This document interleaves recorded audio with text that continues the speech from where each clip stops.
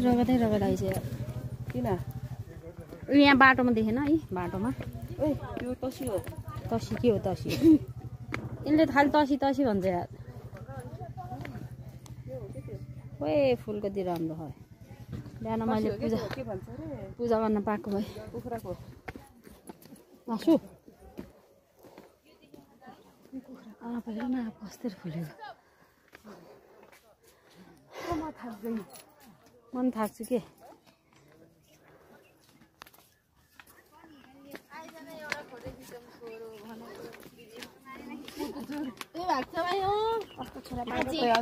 mummy आएको छैन ए घाइमो बाबु खै त गयो त झन् आइदैन एउटा फोटो खिचौँ बाबु भनेको पुतुत्तै भागेर भाइ त आएर नि पैसा है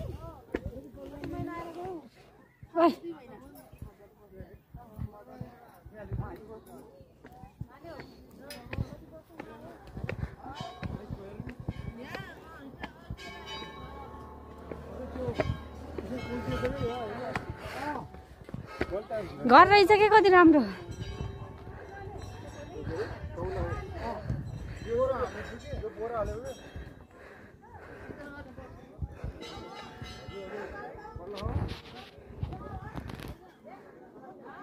यस्तो दामी घर रहेछ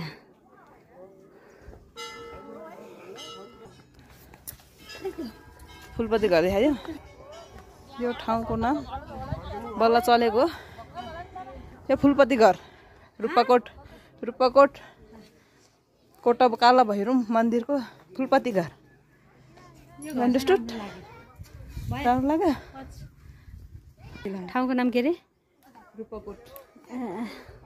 मन्दिरको रूपाकोटको फुलपति घर अनि माथि चाहिँ के मन्दिर छ अरे कोल भैरव भने है बाटो चाहिँ दामी बनाएको छ हिँडेर हो हेलो